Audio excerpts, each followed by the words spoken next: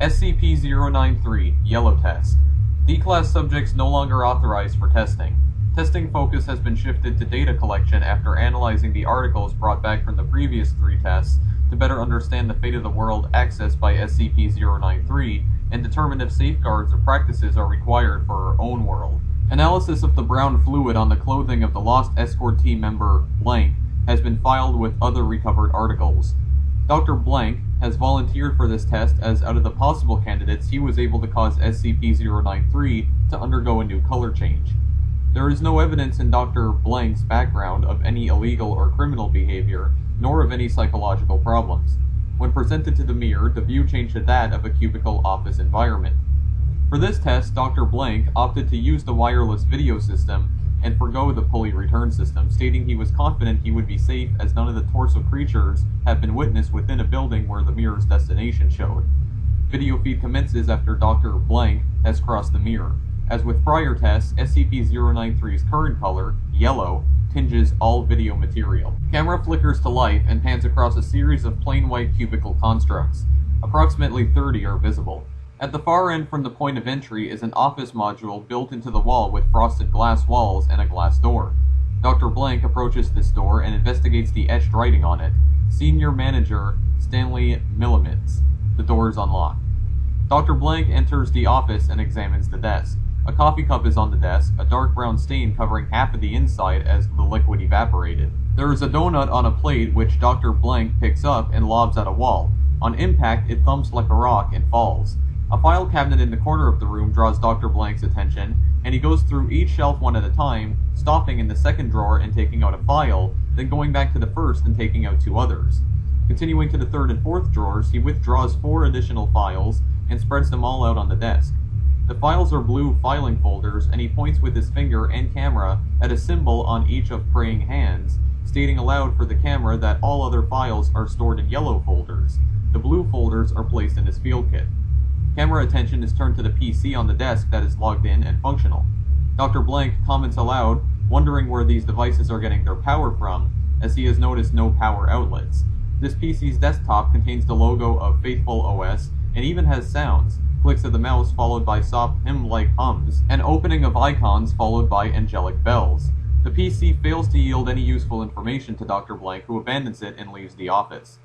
Approaching the other end of the office floor, Dr. Blank presses a button on the wall for the elevator and enters, finding he is on the 34th floor of a building having an unusual number scheme. The keypad layout goes from -115 to 115, and includes all floors. Before pressing a floor button, Dr. Blank requests that the wireless video transponder be moved to the elevator, and replaced with a construction cone to mark the entry point. A second transponder unit is placed outside the elevator, and Control is instructed to recover the second unit and seal the test chamber should something happen to him. Then, when all is arranged, he presses the button for floor -115. The descent down the elevator is long, consuming 15 minutes. During this time, the camera experiences one malfunction, where the image jerks and turns to snow, restoring to show 14 other figures in the elevator with Dr. Blank as video pans around, all of whom move as he moves to allow him space. They remain for 35 seconds, then the camera flickers to snow and returns.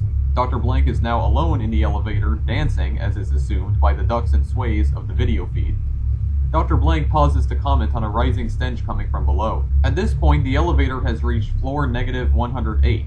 Dr. Blank presses -110 to interrupt the descent down and exits when that floor is reached. The elevator doors open to an enclosed observation deck with several PCs and chairs. All PCs appear to have power. The ceiling to this deck is also glass, and above it another deck is visible. Dr. Blank approaches the monitoring stations and checks one of the PC screens.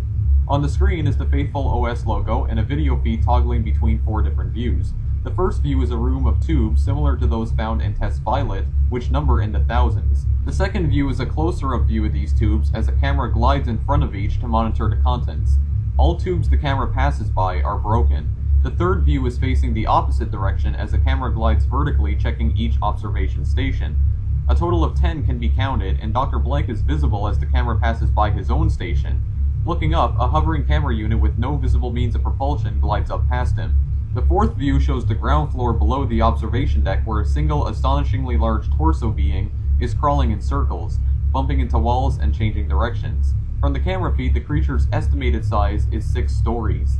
Returning attention to the contents of the PC, Dr. Blank moves the video log aside to see a simple text editor that was hidden behind it. A printout of this text was recovered and filed in the field kit. The printout directed Dr. Blank to a safe on floor 54 and provided a combination. Dr. Blank leaves the observation deck and proceeds to floor 54 without event, arriving on a cubicled office floor. He proceeds to the desk mentioned in the document and found a safe hidden beneath the desk undisturbed. The combination provided opens the safe and reveals a notebook, filed in the field kit, and a peculiar revolver that has been returned as blank-blank, in addition to the 24 rounds of ammo found with it. Dr. Blank proceeds back to the elevator without event and returns to floor 34. Given the sheer number of floors available to explore and the vital information obtained from the observation deck, the test is considered over and equipment is retrieved. Before returning through the entry point, Dr. Blank investigates a terminal nearby that is powered, and finds it shows the exact same screen the one on floor -110 shows. It is theorized that the author of the note installed a network virus to propagate it through the building so any PC on that network would be found and the information discovered. Dr. Blank returns through the entry point and the mirror returns to a reflective surface. All materials filed with other SCP-093 recovered materials. Analysis of blank-blank and the ammunition for it postponed for reason that it would require deconstruction of one of the rounds, and they may be beneficial until testing of SCP-093 is resolved. Video ends.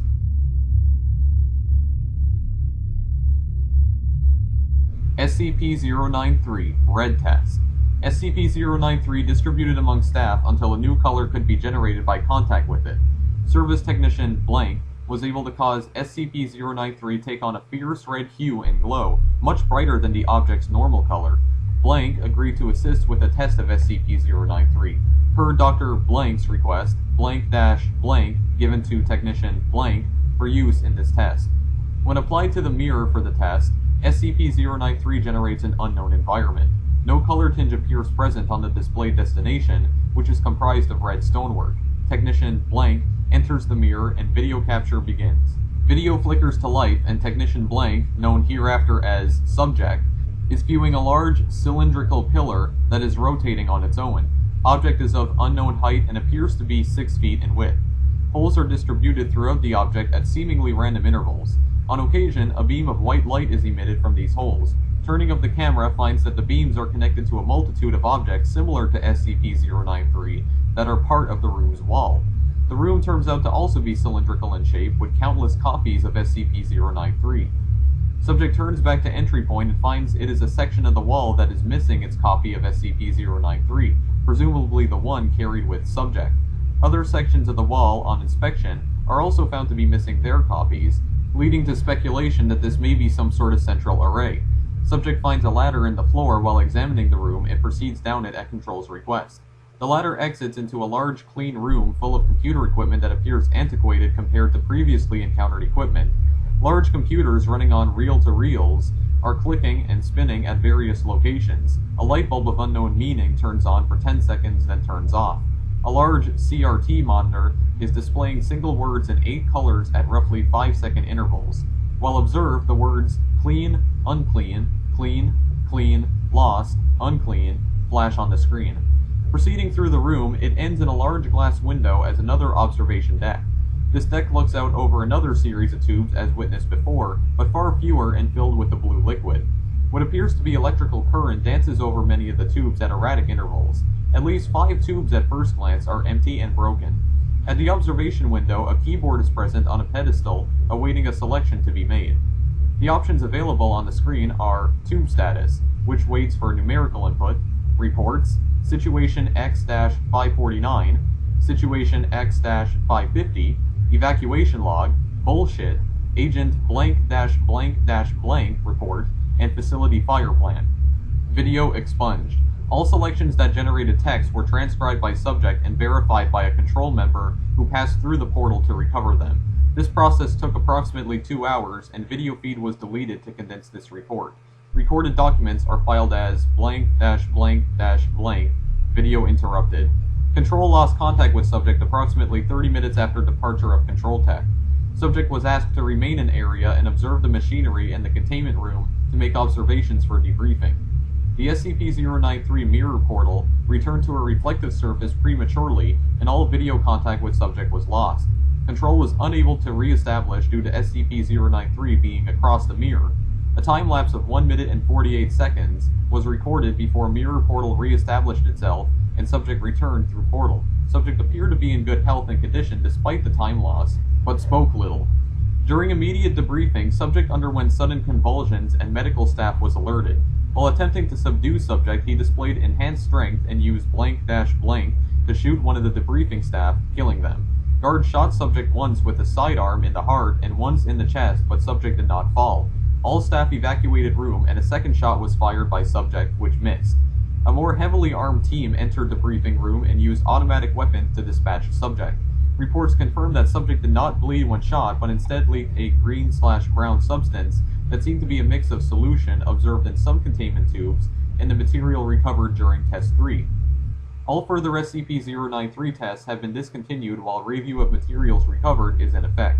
A secondary tape recording device was found to have activated in the field kit after loss of video feed, and its contents have been filed with other recovered materials. All recovered materials from SCP-093 testing are Level 4 classification. Release must be approved by no fewer than 2 Level 4 personnel. Staff with acceptable clearance, please sign in with Dr. Blank for access to the materials recovered from SCP-093 tests.